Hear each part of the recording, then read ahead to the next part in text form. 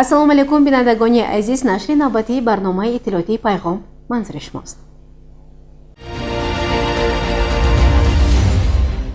раиси шаҳри Панҷакент Абдухолиқ Холиқзода гурӯҳи кории Кумитаи кор бо ҷавонон ва варзиши назди ҳукумати ҷумҳурии Тоҷикистонро ба ҳузур пазируфт. идомаи ин мавзӯъ дар гузориши нахустини барнома. гурӯҳи кории Кумитаи кор бо ҷавонон ва варзиши назди ҳукумати ҷумҳурии Тоҷикистон таҳти роҳбарии муовини раиси кумита Муҳаммад Толиб Шокирзода дар ҳайати намояндаи Федератсияи байналмилалии гӯштингирӣ Оғои Куруш ва муовини раиси Федератсияи гӯштини миллии Тоҷикистон Абдулло Хоҷаев зимни сафари корӣ ба Панҷакент дар мулоқот бо раиси шаҳр Абдухолиқ Холиқзода масъалаи тадорукотии мусобиқаи байналмилалӣ оид ба гӯштингирӣ ки санаҳои 15 ва 17 марти соли 2025 дар шаҳри Панҷакент баргузор мегардад матраҳ карда шуд. зимни мулоқот гуфта шуд ки дар мусобиқа паҳлавонон аз кишварҳои хориҷа низ иштирок мекунанд. қасди паҳлавонони суғдӣ ва варзишгоҳи марказии шаҳри Панҷакент макони баргузории ин мусобиқаи сатҳи байналмилалӣ муайян карда шуд.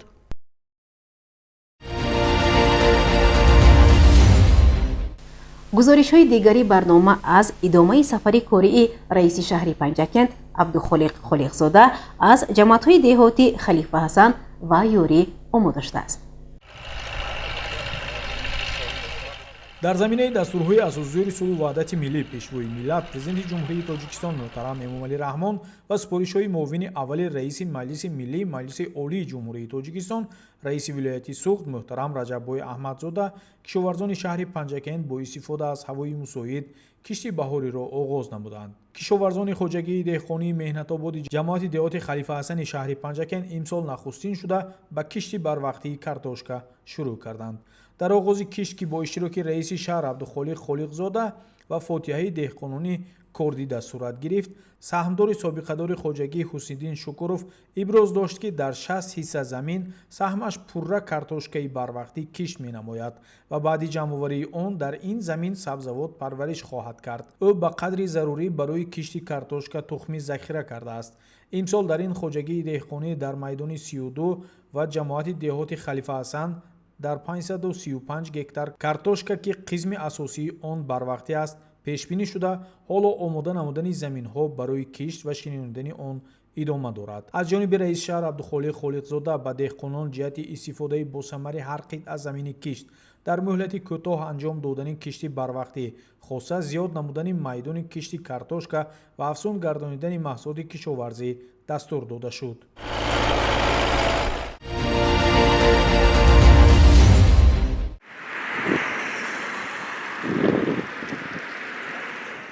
бо мақсади иҷро намудани дастуру супоришҳои сарвари давлат пешвои муаззими миллат муҳтарам Эмомалӣ Раҳмон ва дар доираи амалӣ намудани барномаи давлатии кабудизоркунӣ барои давраи то соли 2040 намояндагони мақомоти иҷроияи маҳаллии ҳокимияти давлатии шаҳри Панҷакент дарахтҳои ҳамешасабз шинониданд. кормандони шӯъбаи иқтисод, савдо ва мониторинг, ширкатҳои сайёҳӣ, зерсохторҳои соҳаи мақомоти маҳаллӣ, инчунин як гурӯҳи соҳибкорон ҳама якдилонаву муттаҳид гардида зери шиори Панҷакент шаҳри сабз дар шоҳроҳи айни Панҷакент дар ҳудуди ҷамоати деҳоти Халифа Ҳасан наздик 200 бех ниҳоли ҳамешасабз шинониданд.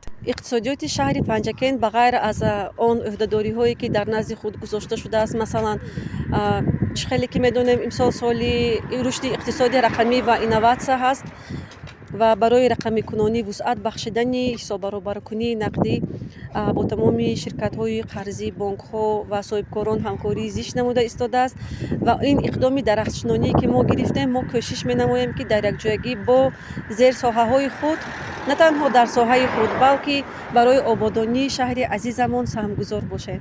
зимни шинонидани ниҳолҳои ҳамешасабз раиси шаҳри Панҷакент Абдухолиқ Холиқзода низ иштирок намуд. ба масъулини бахши ҳифзи муҳити зист супориш дода шуд ки бо истифода аз обу ҳавои мусоид маъракаи ниҳолшинонӣ бо маром идома дода шавад. зимни суҳбат ташкилкунандагон ва иштирокчиёни ҳашари дастаҷамъона изҳор доштанд ки ният доранд боз садҳо дарахтони сояафкану ҳамешасабзро шинонанд. то ин ки муҳити зист сабзу хурам гардида табиатамонро ҳифз намоянд. зеро шиноидани дарахтони сояафкану ҳамеша сабз, корҳои созандагиву ободонӣ, бунёдкорӣ бо мақсади ободу зебо гардонидани як гӯшаи диёр амалӣ мегардад.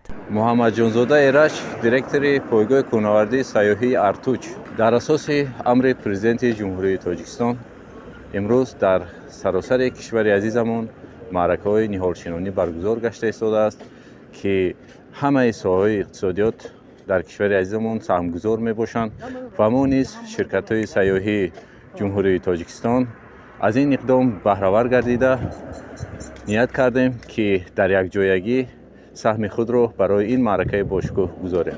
бино ба гуфти ҳашарчиён ба ҳамин монанд корҳои созандагиву кабудизоркунӣ дар гирду атрофи шаҳру деҳоти Панҷакент минбаъд низ идома дода мешавад. гузориши Муинса Атамуллоева ва Шоҳусайн Солиҳов.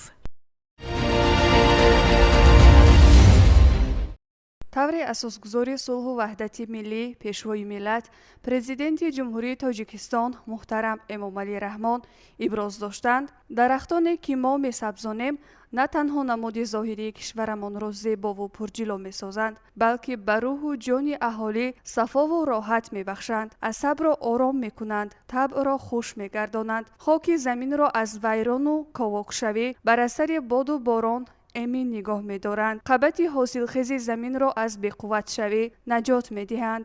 бо ҳамин мақсад барномаи давлатӣ оид ба кабудизоркунии ҷумҳурии Тоҷикистон барои давраи то соли 2040, даври аввал солҳои 2025-2027 қабул шуда, дар ин замина мақомоти иҷроияи маҳаллии ҳокимияти давлатии шаҳри Панҷакент маъракаи сабзгардонӣ ва ниҳолчинониро зери назорати ҳамарӯза қарор дода, барои ба воҳаи сабз табдил додани Шафати Шоҳроҳ ва дигар роҳҳои ҳудуди шаҳр тадбирҳои амалӣ меандешад. зимни сафари корӣ ба ҷамоати деҳоти ёрӣ, раиси шаҳр Абдухолиқ Холиқзода дар ҳашари ниҳолчинонӣ дар канори роҳи ин ҷамоати деҳот дар мавзеи Дупула иштирок намуд ва ба масъулони ҷамоати деҳот ва шуъбаи ҳифзи муҳити зисти шаҳр барои назорат ва нигоҳубини онҳо дастур дода шуд. дар маҷмӯъ дар маъракаи имсолаи сабзгардонӣ ва ниҳолчинонӣ дар шаҳр шинонидани беш аз 220 000 бех ниҳоли ороишӣ, сояафкан ва мевадиҳанда пешбинӣ шудааст ва ҳоло ҳамарӯза ниҳолчинонӣ идома дорад.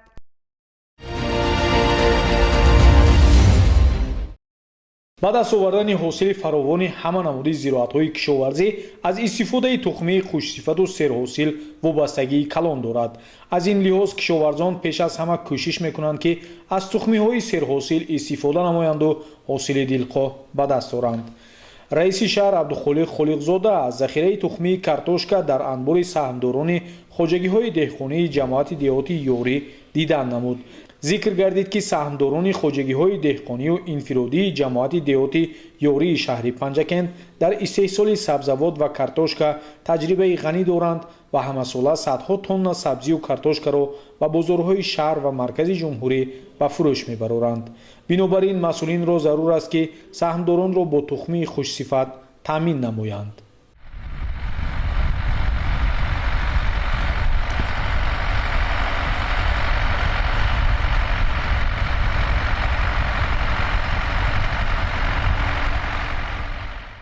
раиси шаҳр ҳамзамон бо рафти омода намудани заминҳо барои кишти баҳорӣ дидан кард. иттилоъ дода шуд ки дар ҷамоат 820 хоҷагиҳои деҳқонии инфиродию калонҳаҷм ва 1079 гектар замини корами обӣ мавҷуд мебошад. аз он ҷумла дар 515 гектар картошка кишт мегардад. ҳамасола хоҷагидорон аз кишту парвариши маҳсулоти кишоварзӣ аз заминҳои дар ихтиёр дошта фоидаи хуб ба даст меоранд, ки ин тадбир ба иқтисоди кишвар заминаи хубе фароҳам меорад. ба иттилои масъулини соҳаи кишоварзии ҷамоати деҳоти ёрӣ, то имрӯз 40% заминҳои кишоварзӣ шудгор ва ба кишти баҳорӣ омода карда шуда, техникаҳо дар ин самт сафарбар гардидаанд. ба сарварони хоҷагиҳои деҳқонӣ ва саҳмдорон ҷиҳати истифодаи босамари заминҳои кишт зиёд намудани майдони кишти картошка дастур дода шуд. ҳамчунин таъкид шуд ки онҳо бояд ба таъмини амнияти озуқаворӣ саҳмгузорӣ намоянд. ҷаҳонгир Толибӣ, Шоҳусайн Солиҳов.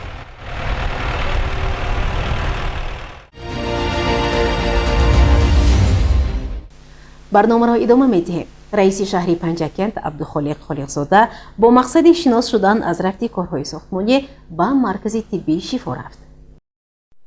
асосгузори сулҳу ваҳдати миллӣ пешвои миллат президенти ҷумҳурии Тоҷикистон муҳтарам Эмомалӣ Раҳмон ҳамеша дар баромадҳои худ қайд мекунанд, ки барои беҳтар намудани солимии сокинон ва беҳтар намудани ҳифзи иҷтимоии аҳолӣ бояд чораҳои зарурӣ андешида шавад ва ҷиҳати иҷрои ин масъулони соҳаи тандурустиро вазифагузорӣ мекунанд. мутасаддиён бошанд иҷрои амалӣ шудани дастуру супоришҳои пешвои муаззами миллатро пайваста зери назорат қарор медиҳанд. ин навбат раиси шаҳри Панҷакент Абдухолиқ Холиқзода вобаста ба шинос шудан аз рафти корҳои сохтмонӣ ба маркази тиббии Шифо рафт. зимни боздид ба роҳбарияти шаҳр иттилоъ доданд, ки ҳоло инҷо корҳои сохтмонӣ бо маром идома дорад. ёдовар мешавем, ки бо мусоидати мақомоти иҷроияи маҳаллии ҳокимияти давлатии шаҳри Панҷакент ва сармоягузории соҳибкор Абдушафеъ Ҳоҷиев маркази тиббии Шифо таъмиру таҷдид гардида, дар ҳудуди он нахустин маркази оши палов дар шаҳри Панҷакент бо тарҳи миллӣ бунёд мешавад. имрӯз дар маркази тиббии Шифо ҳавои офтобӣ аст, корҳои сохтмонӣ бениҳоят дар дараҷаи хуб пеш рафтааст. ман дар инҷо стадиони тобистонаи 45 ба 22 стадиони калонтарин тайёр шуда истааст. кораш ба поён маркази ошонаи таххона буд шуда истааст. дар инҷо мана стоянка барои искоҳ барои 150 мошинам тайёр, мошино таваққуҳо истоданд. мо ҳаракат кардем то ҷашни 35-солагӣ ҳамаи иншоотҳоро пурра бо сифати аъло ба итмом расонем. зимни боздиди раиси шаҳри Панҷакент Абдухолиқ Холиқзода аз рафти корҳои таҷдиду таъмир гуфта шуд, ки бинои маркази тиббӣ таҷдид шуда, он намои нав ба худ мегирад ва барои табобату истироҳати мизоҷон ҳама шароити мусоид фароҳам оварда шуда, барои онҳо чун табобатгоҳ, осоишгоҳ хидмат хоҳад кард. ҳамзамон дар маркази тиббии Шифо баробари аз навсозии бинои асосӣ, сохтмони ҳавзи моҳипарварӣ, ҳамчунин варзишгоҳ ва таваққуфгоҳ ба нақша гирифта шудааст. раиси шаҳри Панҷакент ба роҳбарияти марказ ҷиҳати бо сифати баланд ба анҷом расонидани таъмири бинову дигар иншооти ёрирасон дастур дод.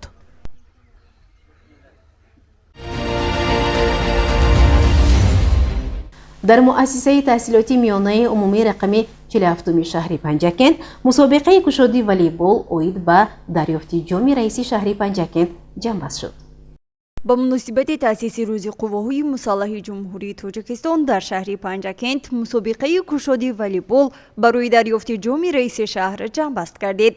дар даври финалии мусобиқа муовини раиси кумитаи кор бо ҷавонон ва варзиши назди ҳукумати ҷумҳурии Тоҷикистон Муҳаммад Толиб Шокирзода, раиси шаҳри Панҷакент Абдухолиқ Холиқзода иштирок доштанд. мусобиқа дар толори варзишгоҳи муассисаи таҳсилоти миёнаи умумии рақами 47 доир гардида, он давоми 3 рӯз идома ёфт. дар ин мусобиқа 18 даста аз ташкилоту муассисаҳо, ҷамоатҳои деҳот байни ҳам рақобат намуда, дастаи ҷамоати деҳоти Рӯдакӣ соҳиби ҷои аввал, ҷамоати деҳоти Ёрӣ сазовори ҷои дуввум ва ҷамоати деҳоти Вору мақоми сеюмро соҳиб гардиданд. дастаҳои ғолиб бо мукофотҳои таъсис намудаи мақомоти иҷроии ҳокимияти давлатии шаҳр барои ишғоли ҷои аввал 12,000, ҷои дуввум 7,000 ва ҷои сеюм 5,000 сомонӣ ҷом ва диплом қадрдонӣ карда шуданд. муовини раиси кумитаи кор бо ҷавонон ва варзиши назди ҳукумати ҷумҳурии Тоҷикистон Шокирзода Муҳаммад Толиб сухан гуфта қайд намуд, ки баъди ба даст овардани истиқлоли давлатӣ дар кишвар муносибат ба соҳаи тарбияи ҷисмонӣ ва варзиш ҳамчун омили тандурустиву таномандӣ ва воситаи муаррифии давлати соҳиби истиқлол моҳияти нав пайдо кард. бо таваҷҷӯҳи ҳукумати ҷумҳурии Тоҷикистон ва ғамхориҳои ҳамешагии асосгузори сулҳу ваҳдати миллӣ, пешвои миллат, президенти ҷумҳурии Тоҷикистон, президенти Кумитаи Миллии Олимпии Тоҷикистон муҳтарам Эмомалӣ Раҳмон иншооту таолорҳои барҳавои ба талаботи замони муосир ҷавобгӯ бунёду навсозӣ гардида, ба рушди соҳаи тарбияи ҷисмонӣ ва варзиш заминаи мусоид фароҳам омадааст. раиси шаҳр ғолибонро шодбош гуфта қайд намуд, ки мақомоти иҷроии ҳокимияти давлатии шаҳри Панҷакент минбаъд низ талош менамояд то баҳри рушди соҳаи варзиш ҳама чораҳоро андешида бошад. гузориши Мартаба Раҳмонова ва Шоҳусайн Солиҳов. дар ҷаласаи навбатии комиссияи шаҳрии даъвати ҷавонон ба хидмати ҳарбӣ ки бо иштироки роҳбарияти мақомоти иҷроияи ҳокимияти давлатии шаҳр, прокуратураи шаҳр ва дигар масъулин доир гардид, асосан тадбирҳои омодагӣ ба маъракаи баҳории сафарбарии ҷавонони синни даъватӣ ба хидмати аскарӣ баррасӣ гардид. мутаваҷҷеҳ бошед ба гузориши хабарнигорони мо.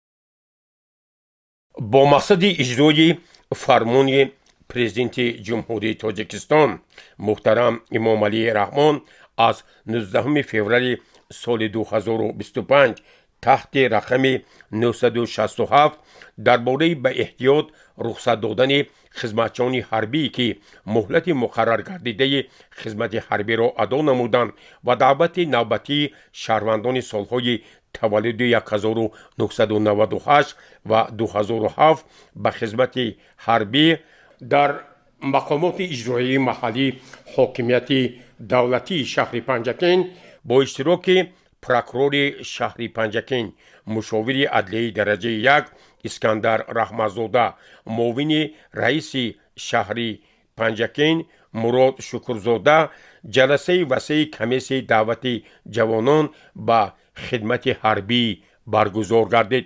муовини раиси шаҳри Панҷакен Мурод Шукрзода зимни суханронии хеш таъкид намуд ки дар мақомоти иҷроияи маҳаллӣ ҳокимияти давлатии шаҳри Панҷакен ҷиҳати иҷрои ин фармони президенти ҷумҳурии Тоҷикистон, сарфармондаи олии қувваҳои мусаллаҳи кишвар тадбирҳо амалӣ гардида нақшаи корӣ таҳия ва тасдиқ шудааст. прокурори шаҳри Панҷакен, мушовири адлияи дараҷаи 1 Искандар Раҳматзода пас аз шунидани гузориши шахсони масъул бори дигар таъкид намуд ки мо бояд соли равон барои дар сатҳи баланд ва дар муҳлати пешбинишуда иҷро намудани нақшаи баҳорӣ омодагиро ба мавсими навбатии ҳаматарафа вусъат диҳем.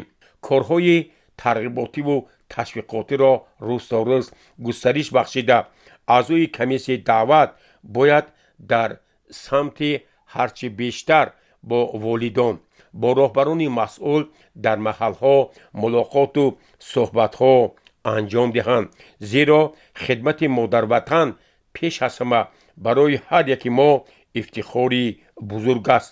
дар ҷаласа прокурори шаҳри Панҷакен, мушовири адлияи дараҷаи 1 Искандар Раҳматзода бори дигар аз раисони ҷамъиятҳои деҳот, маҳаллаҳои шаҳр, аъзои комиссияи даъват, комиссарияти ҳарбии шаҳри Панҷакен ва дигар масъулинро вазифадор кард ки бояд ҷиҳати иҷрои фармони президенти ҷумҳурии Тоҷикистон муҳтарам Эмомалии Раҳмон корҳои омодагӣ рӯз то рӯз густариш дода шавад. дар бораи ба ҳисобгирии дақиқи захираҳои даъватӣ ва дигар тадбирҳои ташкилӣ бояд ҳамаи шахсони масъул бо як муносибати ҷиддӣ фаъолият намояданд ва мо бояд даъвати тирамоҳиро дар сатҳи баланд ба анҷом бирасонем. машваратро муовини раиси шаҳри Панҷакен Мурод Шукрзода ҷамъбаст кард ва изҳор дошт ки омодагӣ ба маъракаи муҳими сиёсӣ, даъвати баҳории ҷавонон ба сафи қувваҳои мусаллаҳи ҷумҳурии Тоҷикистон таҳти назорати ҳамарӯзаи мақомоти иҷроияи маҳаллӣ ҳокимияти давлатии шаҳри Панҷакен қарор дорад. гузориши Аббос Ҳамросода ва Шаҳбоз Қурбонов.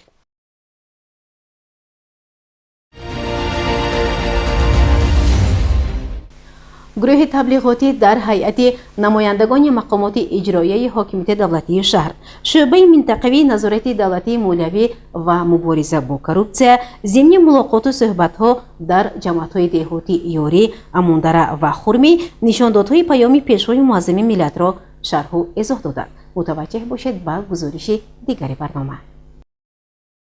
суҳбату мулоқотҳои гурӯҳи таблиғотии мақомоти иҷроияи маҳаллӣ ҳокимияти давлатии шаҳри Панҷакен бо иштироки намояндагони шӯъбаи минтақавӣ, агентии назорати давлатии молиявӣ ва мубориза бо коррупсия дар водии Зарафшон дар ҷамъиятҳои деҳоти Ёрӣ, Амондара و خرمی ادامه یافت. در جماعت دیهاتی امانداره مدیر شعبه رشد اجتماعی و رابطه با جامعه دستگاهی رئیس شهر شیرینشاه نوراللهیف هیئت گروه تبلیغاتی را معرفی کرد و اظهار داشت که مقصد و مرام این گروه تبلیغاتی پیش از همه شرح و ایضاح نشاندادهای پیام نوبتی اساسگذار صلح و وحدت ملی پیشوای ملت پرزیدنت جمهوری تاجیکستان محترم امام علی رحمان به مجلس عالی جمهوری تاجیکستان می باشد. کارمند مسئول شعبه منطقوی اگنتی نظارت دولتی مولوی و مبارزه با کروپسیا در وادی زرافشان مقصودزاده محمد محمود ضمن سخنرانی خویش اظهار داشت که واقعا ما ساکنان جمهوری تاجیکستان پیام نوبتی پیشوای معظم ملت محترم امام علی رحمان را همچون برنامه عمل مورد تطبیق قرار دهیم، زیرا در این پیام پیشوای ملت پیش از همه رشد اقتصادی و اجتماعی، سیاست داخلی و خارجی جمهوری تاجیکستان مشخص و معین گردیده.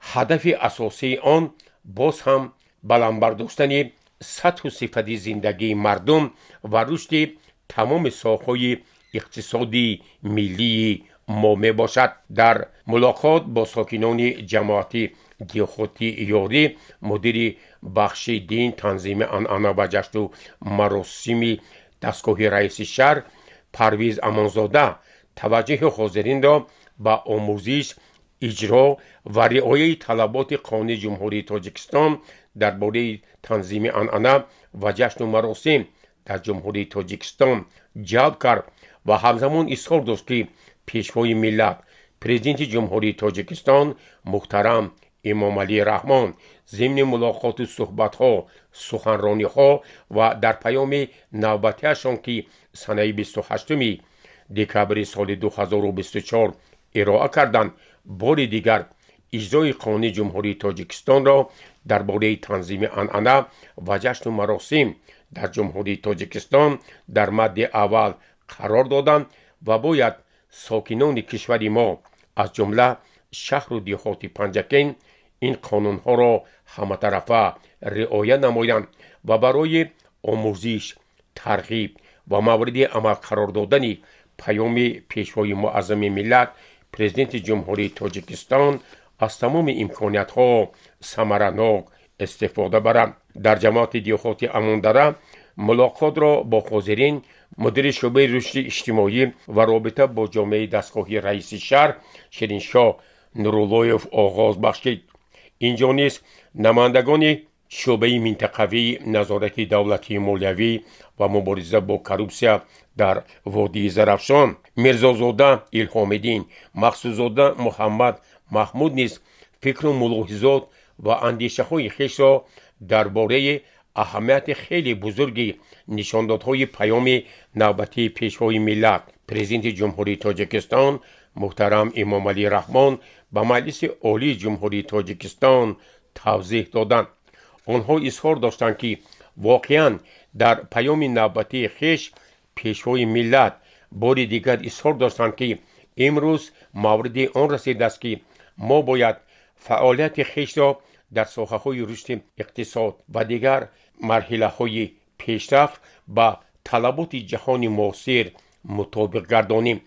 پیشوای ملت در پیام نوبتی خویش سالهای 2025 و 2030 را سالهای رشد اقتصادی رقمی و اینواسیا اعلان کردند که این بار دیگر ما را وادار می‌سازد که امروز برای رشد جامعه تاجیکستان گذشتن به نظام اقتصادی رقمی و اینواسیا یعنی وارد نمودن تکنولوژی معاصر خیلی مهم است. در این ملاقات نیز مدیر بخش دین تنظیم عنعنه و جشن و مراسم پرویز امانزاده توجه حاضرین را به اجرای طلبات قانون جمهوری تاجیکستان درباره تنظیم جشن و مراسم در جمهوری تاجیکستان که از پیام نوبتی پیشوای ملت سرچشمه می‌گیرد جلب کرد.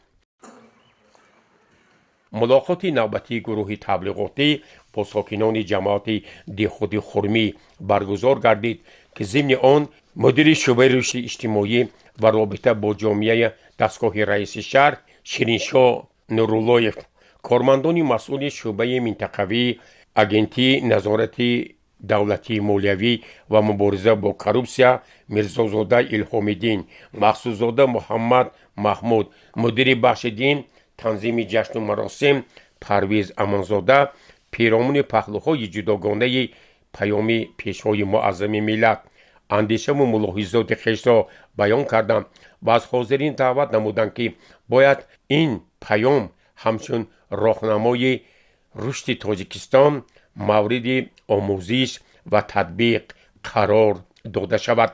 گزارش عباس همراساده و شهباز قربانov.